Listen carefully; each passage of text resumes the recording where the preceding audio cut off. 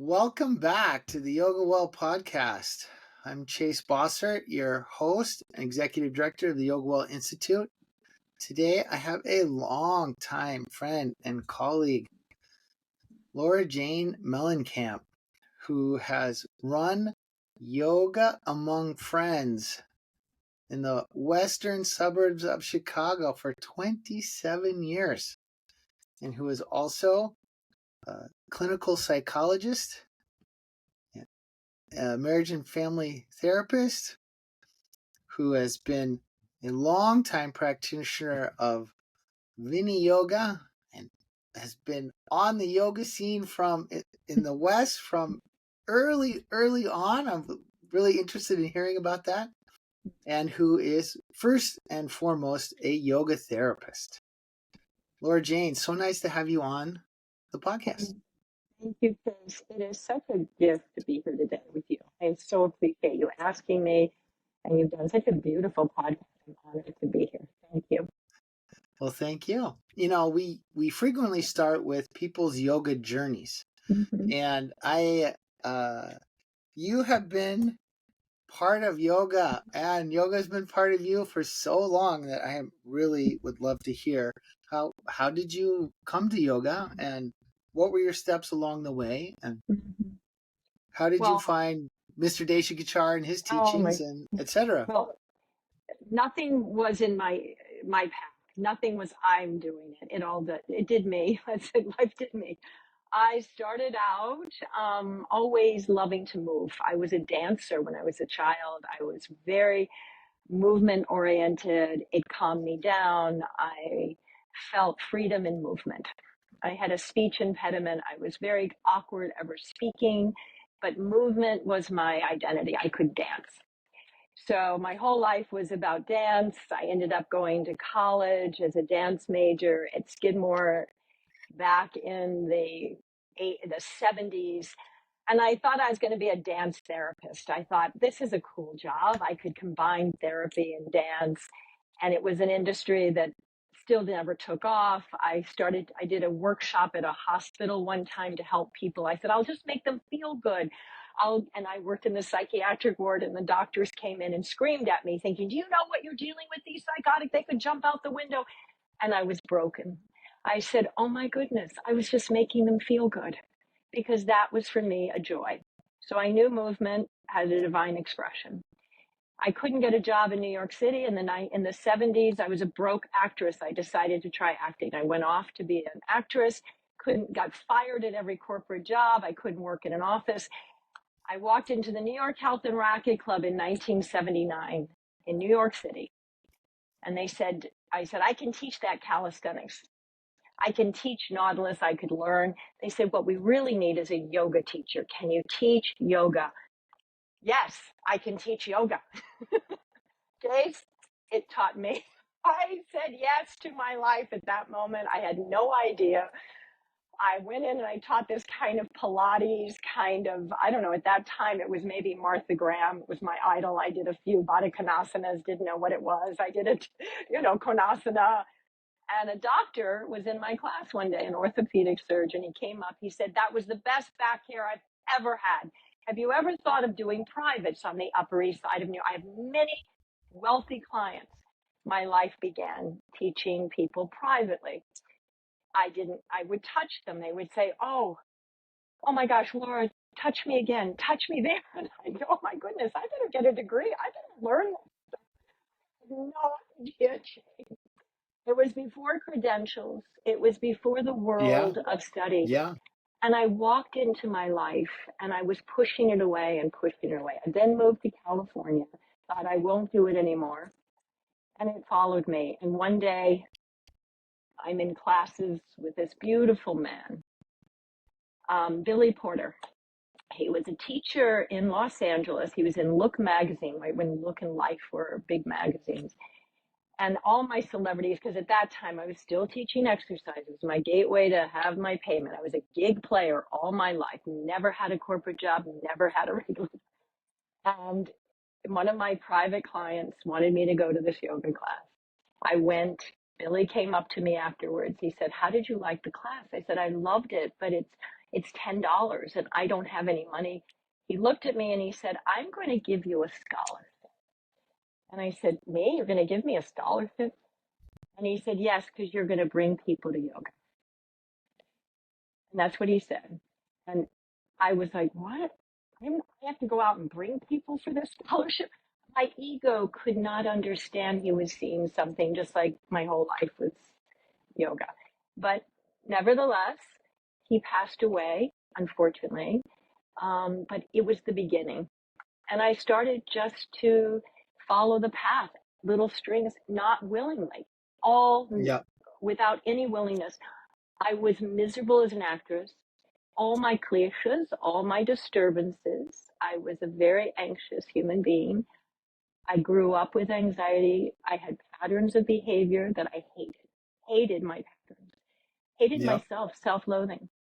Got on the knees one night, prayed, literally crying.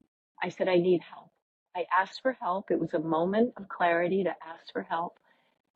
And I heard the voice that said, yoga retreat.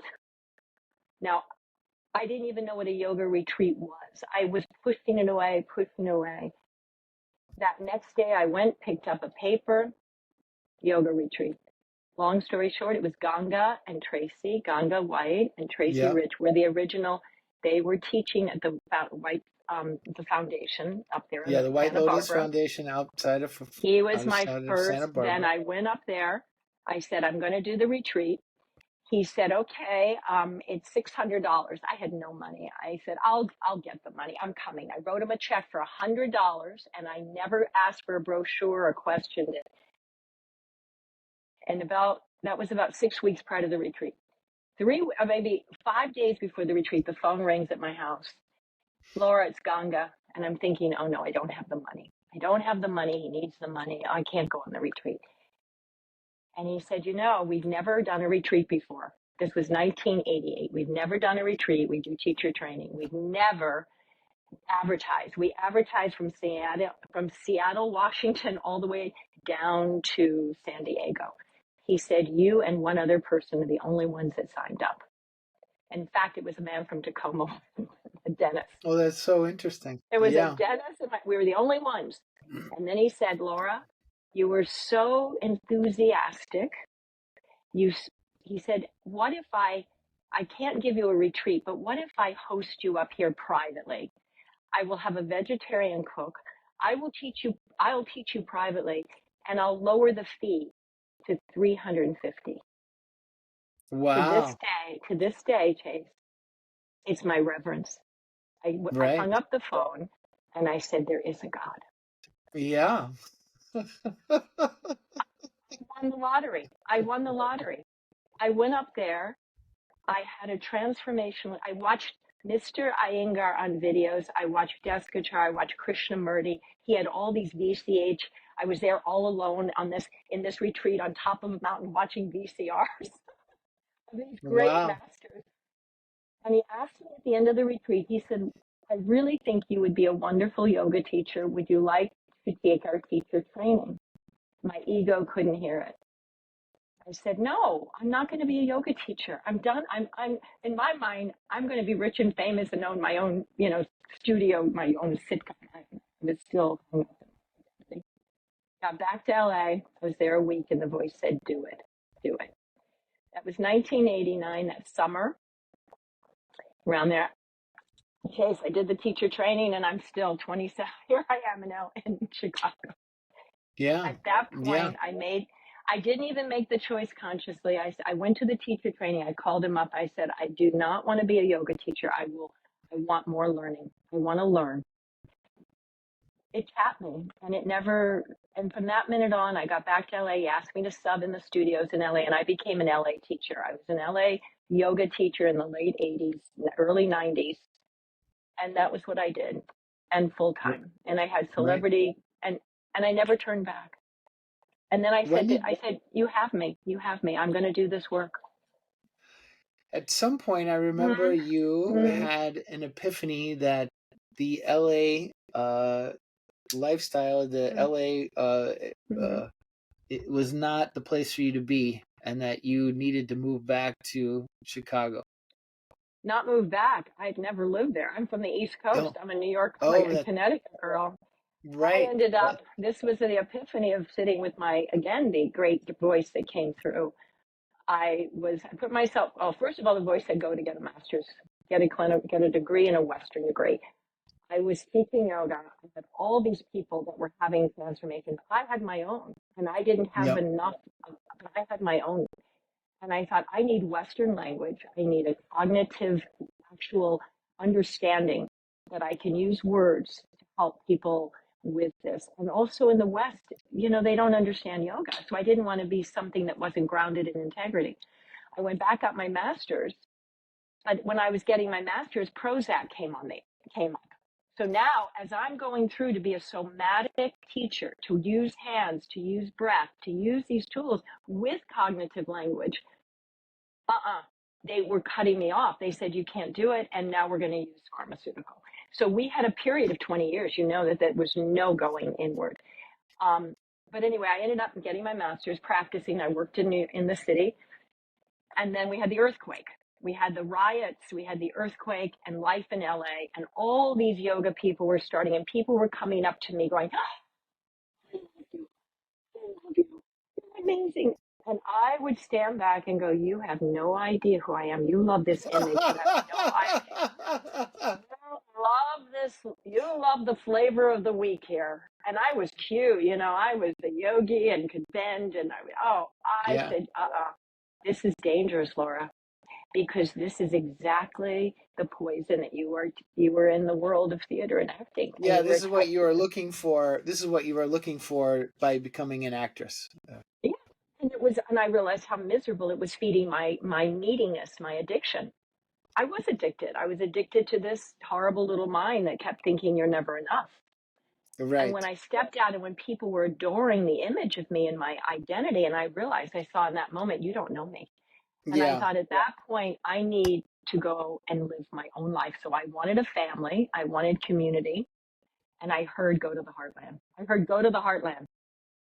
And I heard it, and this is where Mr. Descochar comes in, because had not studied with him. I had been introduced with Yep. Larry Payne, and I had been introduced in Vini Yoga with Mr. Mohan. Hmm. And Mohan. So that's how my introduction to the breath and the movement, and then of course my dear friend Richard Miller, who at that point was riding between the two worlds of individual. And I was Yep. not well versed enough, but these were the people that guided me. But it was my heart that heard that, and then I saw Mr. Descott's book with the hub and the wheel, and they go to Hmm. the hub. And it was that voice that knew this was listening. And I said, the heartland. I'm going to go to the heartland. And I picked up and moved on my 40th birthday. So on my 40th birthday, I picked up and moved here. Hold on one moment. I think the book with the hub is What Are We The mind. Seeking? What are we seeking? Yeah. That is it. And that was the picture that I hadn't seen when the voice came to me as the hub, and it was very clear. When I saw the book, I You had a knew. gasp. I Yeah. knew. I knew. Yeah. And I Yeah. knew what Mr. And that was my link. That was the strongest moment of awareness that I had found my true teaching. And this piece that you're saying here about the adoration of students in yoga classes, it's obviously there's so many high profile problems that have Mm-hmm. arisen in the last 30 years or Mm-hmm. so, and more, I'm sure, but Mm-hmm. that had come from that, and it is very addicting. Mm-hmm. It feeds the Somebody wrong mind. and it feeds the wrong mind. They come in and they have an experience, and because of that experience, they think that, or they attribute that experience to you, Yes. and then you're the one who gives me this. You're the one Mm-hmm. who makes me feel like da da da da. And I And want what you have. I want that, but it's this attachment to the neediness in them. And so it's very manipulative power.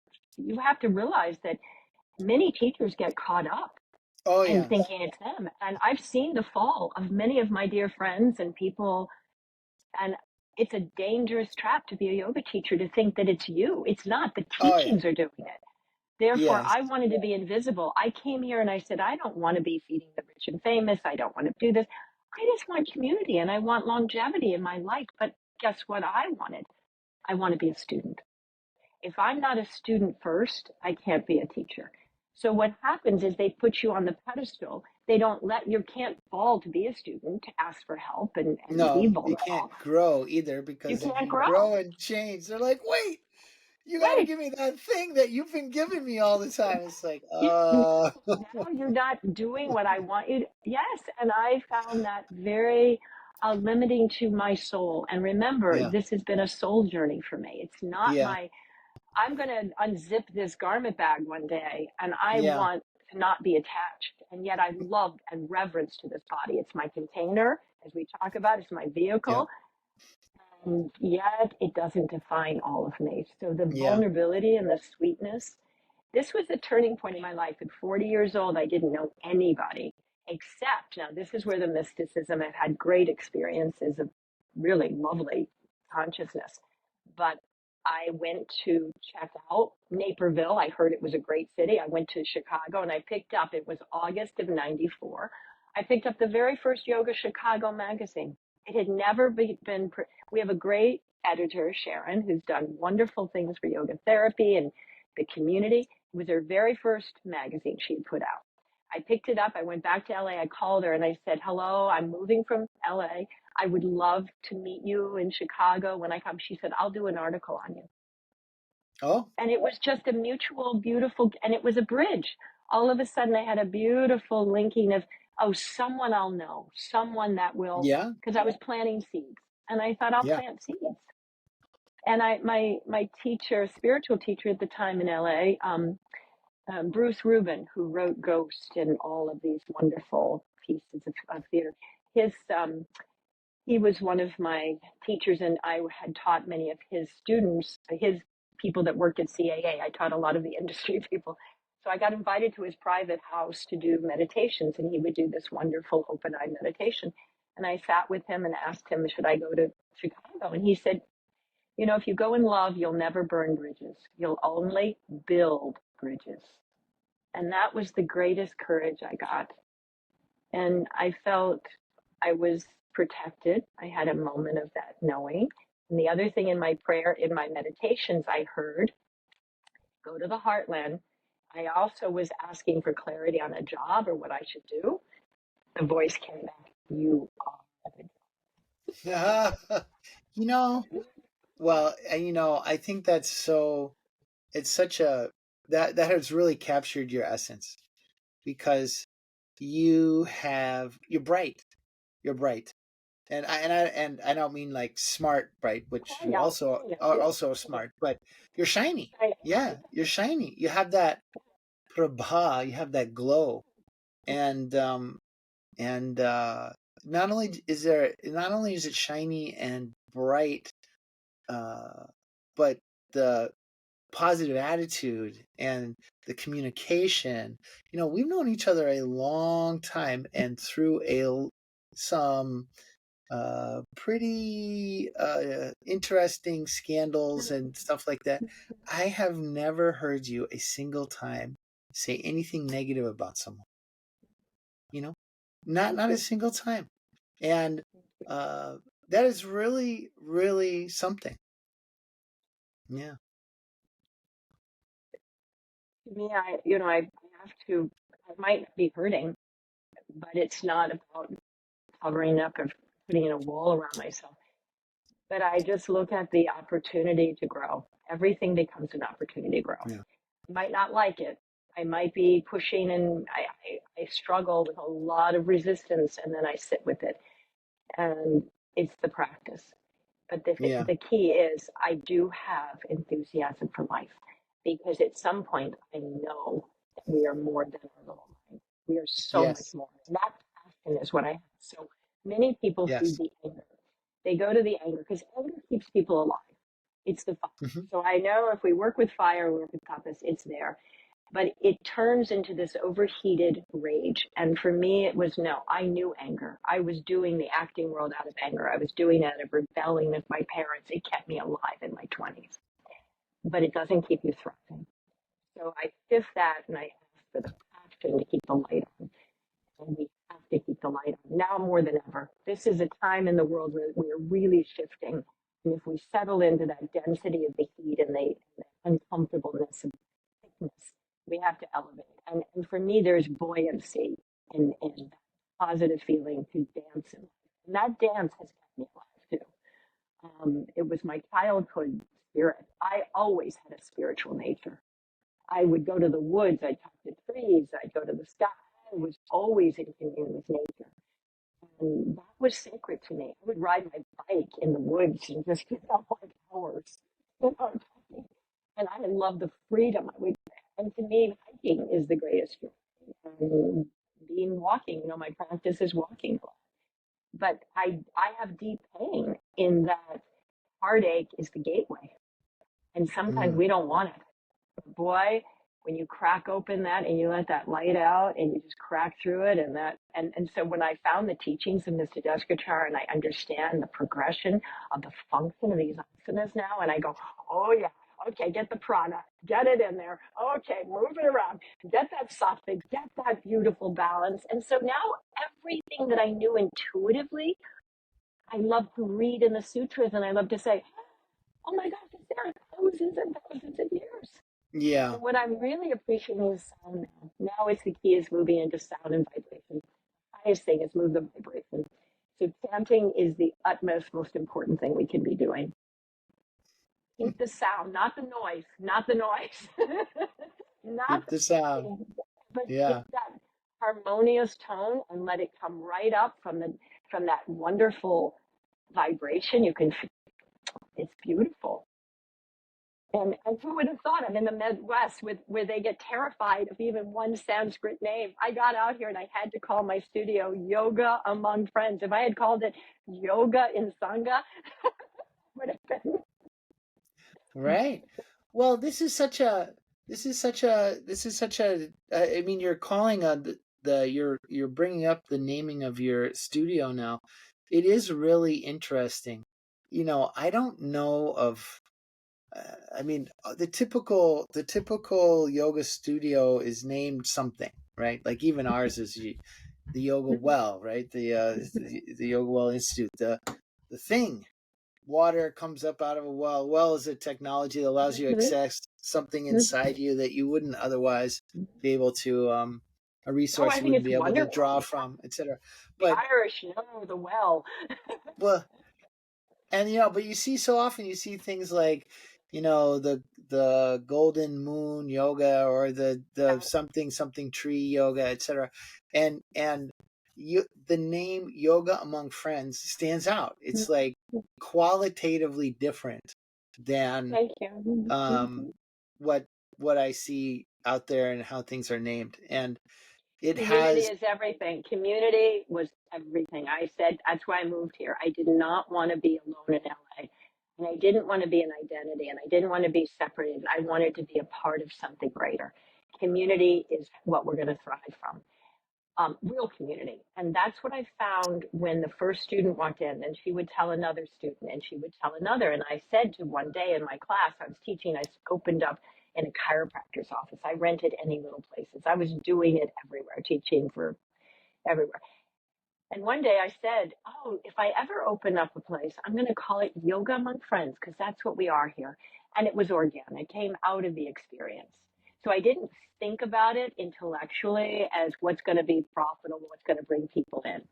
It was organic nature of what it is for me.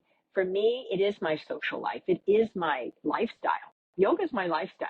I'm not going to be, and so for me, the community sustains the friendships and the people. Yes, there's boundaries and there's respect for teacher and student, but overall, I see the students meeting other students that become friends. I've actually officiated weddings where students met in class and just we became friends. And over the years, they developed relationships. And that is what sustained us through COVID, through all the heartaches, through all the loss. So it wasn't about one teacher being better than another either. This is about respect for all our teachers being, I don't want anybody in competition that way. Because then it's Yeah, identity. I have more students than you, and we've had struggle with that over time. People were jealous of me or looking at me as that I was taking, and I was like, no, I'm offering this to you, but you're seeing it through a lens of lack. I see yeah, everything from a lens that we are full, yeah. that we have Well, plenty. I start from that, even in my practice. well, so you are you were a benefactor of mine because when I was first beginning to teach Mm-hmm. in the U.S., you brought me out a bunch of Mm-hmm. times. And not only did you bring me out, you started a teacher training program for Yeah. Kate Holcomb and me in Mm-hmm. Chicago, where you did everything and set up the whole thing. You did all of the difficult parts, administration, getting the students, the et cetera, et cetera. All we had to do was show up and teach. Who sets up like a teacher training for other people? It's really amazing. It's really amazing. And Yeah, thank I you. That I was the had teaching. It was more about the teachings. It had to be here. I just knew we needed teaching here. We needed camaraderie. We needed mentorship. We needed the structure of something. Because also, it wasn't just for you guys. It helped me because I was in that training with you when we were going through the first yoga therapy official training, and right. there was no one to understand for me how to have those relationships. And I wanted to have more of the integrity of these teachings here. There wasn't any. I mean, we had a few students of Gary here, but it wasn't our, group from Mr. Yeah. Deskachar. And I wanted to respect that. So yeah, no, it was bigger than me. It's always been bigger than me. And I think that's what keeps us all going. If we get it very small, it squeezes the love out of it. Yes. And I Yeah. love it. And I think that's the enthusiasm. And what is love? I mean, it's not an identity; it's an expansion. It's the I'm not. You just got to keep going. Yeah. All this love, Yeah. you got to put it in a small little box and sell it. Totally. You know, Totally. I have this Yeah. one beautiful time on the earth. Let's enjoy it. That's the other thing, Boga. It's fullness. So So I you think for you, the same way. so you Mhm. were aware of Mr. Deshikachar and AG and Mr. Mohan, AG Mohan from your days in LA and Larry Mhm. Payne, etc. But Yeah. so why did you decide? So Mr. Deshikachar and his Mhm. son um, ran Really. a therapist training in the Mhm. U.S., which I was the assistant for, and you decided to do that. Why? Well, because I had come to a place in my work, that I always wanted to really use these tools of yoga therapeutically. And I knew I always needed to be a student. So the student in me had to go on. And it was a very difficult time because it was asking my family. I had a 4-year-old at that time, and I was a mother running a yoga studio, and yet I knew that it was a wave. And I sat down with my family, my husband, and I said, this is a wave. If I can be on the wave, I'll be on the wave with colleagues and people my whole life. And if I'm Right? not on it, it will go on. And I knew it was a turning point for me to sustain the depth of the roots of this. You and I have this friendship. I honor it because of that wave. Kate Holcomb is my mentor today. Once a month, I connect with Kate.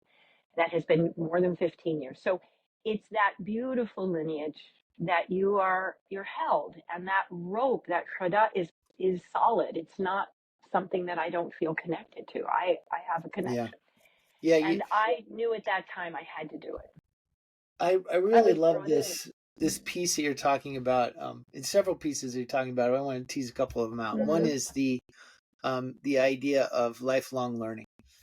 I do believe that this is one of the most important gifts of yoga. And, it's not just book learning, it's emotional, it's patterning, it's relational. And Hmm. as we have these shifts in us and our relationships, it highlights the same intellectual pieces that we had learned before in different ways, Yeah. and brings them forth fresh again. And Hmm. it's so interesting and satisfying, and we're just so Hmm. lucky to have been Hmm. given such a Hmm. gift of Hmm. this lifelong learning. It's And experiential. That's what I love about it. You see, it's I have to taste it. I have to experience it. The yoga's experiential. I can read yeah, all the books. I can study intellectually. I can learn it that way. But to embrace it experientially comes through my relationships, my practice, my lifestyle. It's in the 5 layers of my mind. I have to experience. So relationship and time. Plus, I have witnesses. I have people that can observe my growth. In my own thinking, I'm not seeing it. We don't see clearly. I need yeah, someone else to help me see clearly.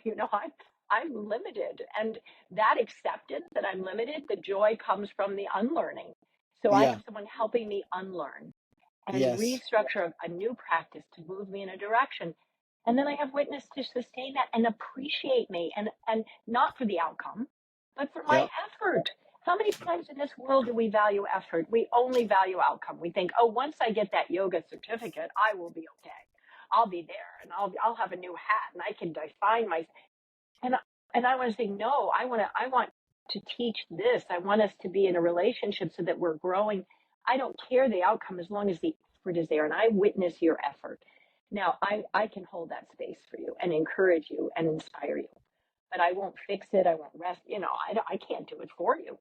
But the yeah, gift is that we each support each other in a way that's really beautiful. That's Sangha, that's community, that's what you yep, have with your students.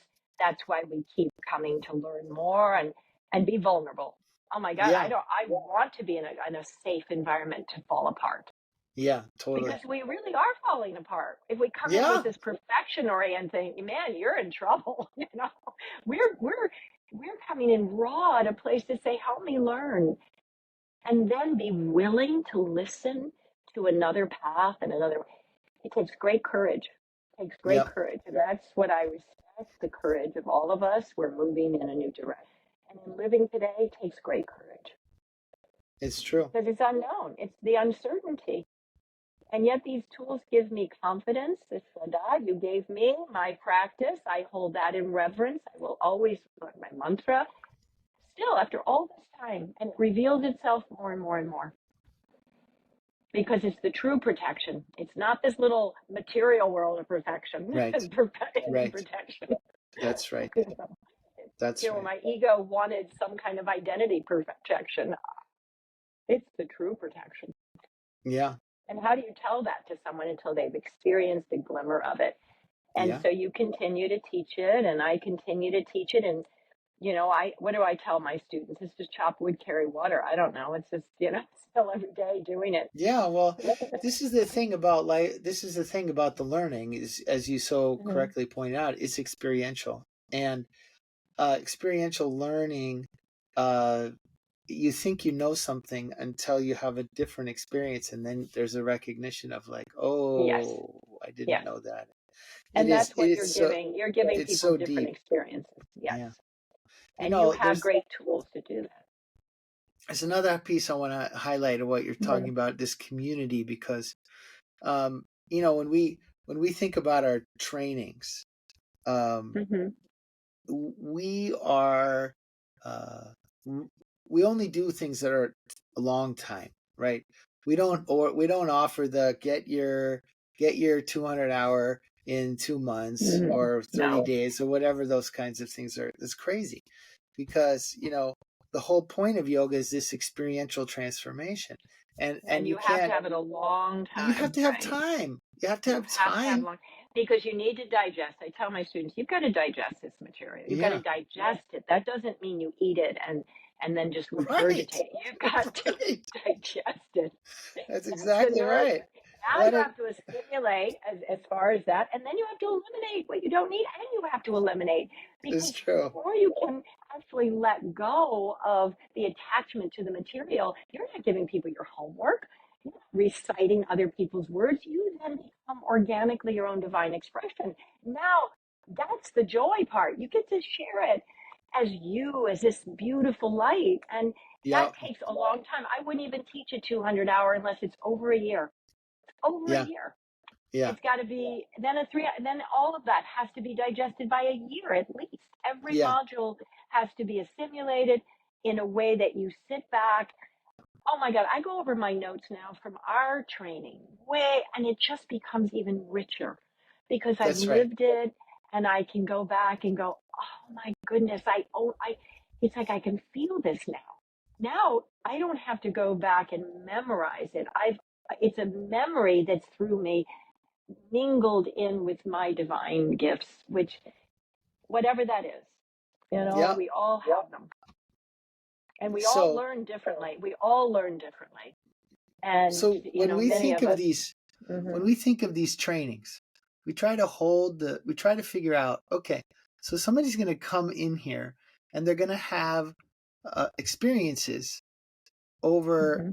like the year Yep. minimum stuff that we do is a year minimum. Our therapist training is almost 4 years. Yep. And the reason for that is that to be a good teacher, it has to be in you. There has to Yeah. be You have to have tasted what it is that you're sharing with people, or what you're leading people to. And we're just not going to get anywhere significant enough to be able to do that in 1 year. And so we really make these things long. So I then think we it's we mandatory. we Yeah. think about, like, well, what is the container that we are creating? Hmm. So, and part of the container is, or the center of the container is a practice. Hmm. So everybody has to have a teacher. You have your own personal Hmm. practice, and that you're expected to do every day, and that you meet with your mentor regularly, approximately once a month, something Hmm. like that, to revise it as you go along. And then there's um, we have a weekly meditation class with me. So there's like some contacts with the lineage, with some Hmm. contact, experiential practice with Hmm. with you know with the lineage, and then Yeah. and then we have the informational pieces. So there's a module approximately every 6 weeks or once a quarter, depends if we're online or in person, etc. That's 4 or 5 days. Then there's these Monday nights, which are once or twice a month. So there's it's like you go into the training and you get put into a container, and that container holds you as Hmm. you go through this experiential and intellectual learning process. The piece that you're really highlighting is that you also go through with a group of people, right? Hmm. There you have colleagues. You have colleagues in this, Hmm. and so Well, you have friends. You have friends. you have friends. It's real connections, friends. Yeah, This is needed in our world. We have an epidemic of loneliness. We have an epidemic of people not feeling connected. This is one of the deepest connections you'll have. It's not cultish. It's not, everybody can have their own respectful that's understanding right. from their perspective and you see, this is what makes it so wonderful. Nobody's diminishing what you've learned in the past or not trying to, we're just trying to enhance it. But the gift is we can share it, That's right. and you share it individually. The teacher can only do so much. I find the greatest work comes from the other students teaching each other. And I get to sit back and witness this wonderful Yep. experience of holding space. And Yep. that's what I do. I can hold space in loving support, and yet I'm not telling them what to say, how to say it. It begins to integrate. They have to know why they're saying it. Where is it coming from? What is the desire of what you want to reach? And it's not to fix people, but to expand something that's suffering, to move in a direction that's giving them more possibility. It's so you true. know, It's so when true. you see other students supporting each other, It's not competition. It's not get that girl out of here because I'm jealous of you. It's not envy. Oh, you're going to get more students than me. It's like, wait a minute, we're caring about each other. That's support. That's carrying people up. Yeah. It's not pushing them down. That's a different model than our Western world that teaches you push somebody out so that you can get ahead. I remember watching in the 90s Survivor of the Island, pushing someone off an island. But let's manipulate first. And yes, so then we can learn how to sabotage them. I mean, even now, the goddamn rose ceremony, it's like these poor people, like, oh, it's like we even have like this personality Yeah. here trying to win the apprenticeship to fire someone. I swear to God, it's all about harming. We are a Yes. lineage of healing. That's why Yeah. you call it healing. You know, we are a lineage of healing. What is healing? It's moving away from the mind of harming to heal. It's moving away from those, those yamas that just keep us so tight and wound up. And then using these principles, I use the yamas and yamas every day of my existence. I don't even have a thought without it being clearly established in the awareness that, oh my God, Laura, why do you keep repeating that harming thought? Let it go. That's why when you shared with me a great compliment, I don't feed Yeah. negativity. Well, it's Yeah. harming. I'm not going to feed that, Well, and even for myself. So gossip it doesn't matter to me. When someone tells me something, it's fine. right. It's not mine to Yeah. share it. It's Yeah. private. Well, this thing with the yoga among friends as a community or training as a group yeah. of people who are going through, when people Mm-hmm, start to open up and be vulnerable and other people are mm-hmm, mm-hmm, supportive and encouraging and not cutting or not coming back, etc. It really um mm-hmm. it actually is the the environment of what a family is supposed to be, right? A family is supposed to be Yeah, loving and supportive yeah. and also correcting, but but Mm-hmm, there when you need it, and you can go to pieces in front of them and they still love you, and you go mm-hmm. along, and um uh Yeah. I actually find that's the way we really know love is when we can be messy and icky and we still are loved. I mean, you're loving all that stuff, my yeah, green goo. And, you know, we don't run away from the yeah. intimacy of being a whole individual. We're not perfect. The identity can't try to just be perfect. We are souls going through messy experiences at time that hurt and heartbreak. And if you have safe environments to articulate and express that and still feel supported, it's like, you're kidding me. Why would you want to? Because we're not using people. We're not using people for our own kind of existence of safety.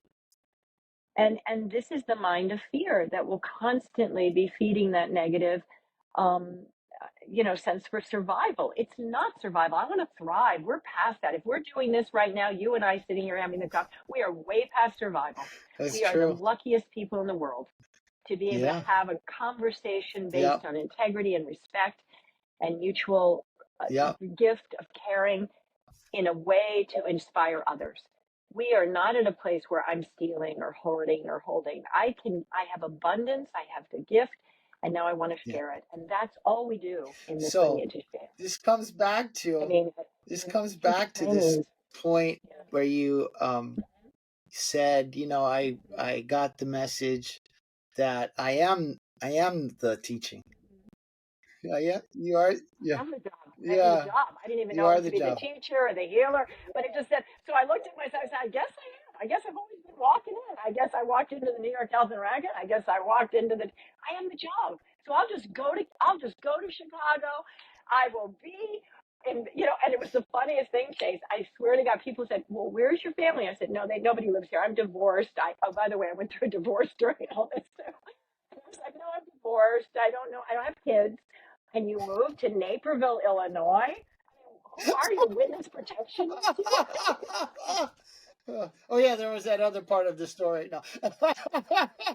But it was the greatest time of my life because I could have made up a million stories. Like I was just myself, and I felt so comfortable in my skin.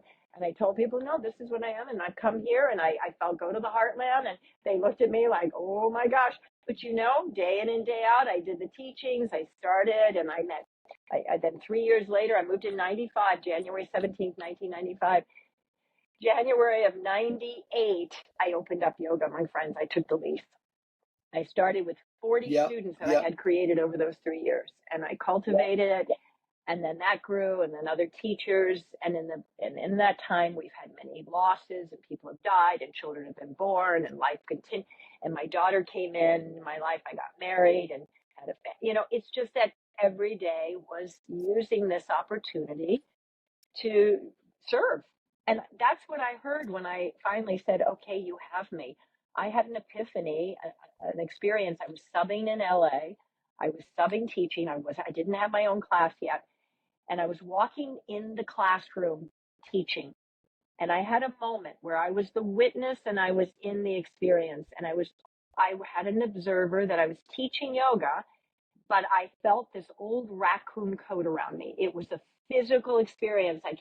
It was dense, it was heavy, it had holes, and I slipped out of it.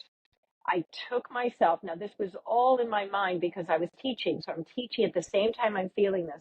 I dropped this coat and I said internally, okay. I love In it. that moment, So good. I said, you have me. Yeah. In that moment, I never turned back. I said, from now on, I'm a Yeah. yoga teacher. This is who I am. You have me.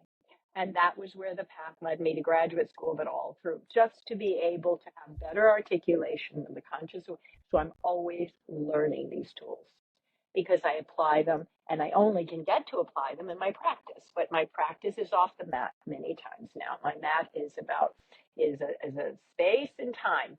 Then I enter into the yoga studio, and it's more my practice. And it's the things I don't like here that keep me the administration part. Yeah. Now I'm passing that on. Yeah, well, That's so I been want to good. actually touch on this. So you are now passing on the administration of Yoga Among Friends. Tell me a little bit about that. Mm-hmm. Mm-hmm. Well, about 4 years ago, my Mm-hmm. niece is a psychologist. She is now 41. She's been a psychologist practicing since 34.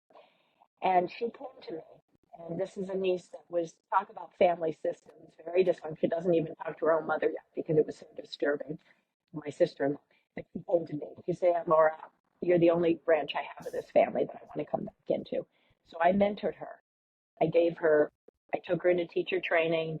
We did private classes, not with me, with another teacher. I'm Oh, not her just can I yoga pause there therapist. for a second? Can I And just she would pause come there on for a retreats second with because me. it's such good Yes, boundaries. yes, It's such good boundaries.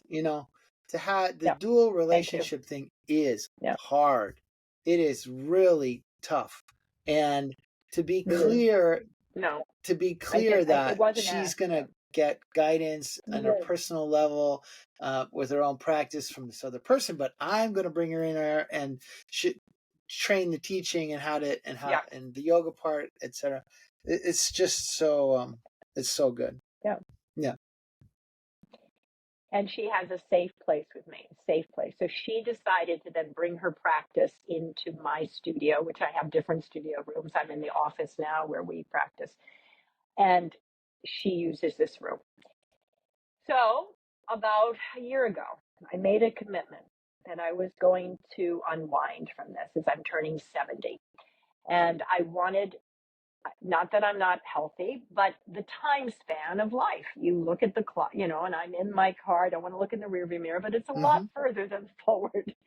And I thought, no, I want to spend the next 10 so years doing things that are taking me out of the daily task that this is confined, which I've made a commitment to. It's over. I've Yep. made it. I can feel it ending. So she decided that she would take on the responsibility of the lease here. She would put it in her name. We would still have the umbrella, and her business is Sangha Space, and that she has a nonprofit through that. So we can offer scholarships through her nonprofit. We will still host events. As a psychologist, she can then refer people to yoga therapy. We work as a team, and that works brilliantly. I can refer people. host, and the people that she sees are young students in their teens and 20s, and they're wonderful. And I just love her clients, love them. They become mine, and we're a team.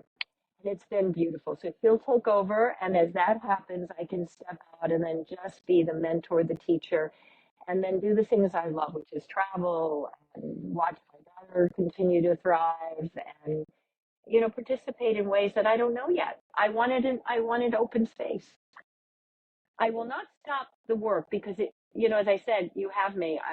There's no Yeah. way that ends Yeah. until my last breath. Yeah. I will always Yeah. be doing this. I just want to do it in a healthy way, to sustain my own physical body. I've been blessed with physical health.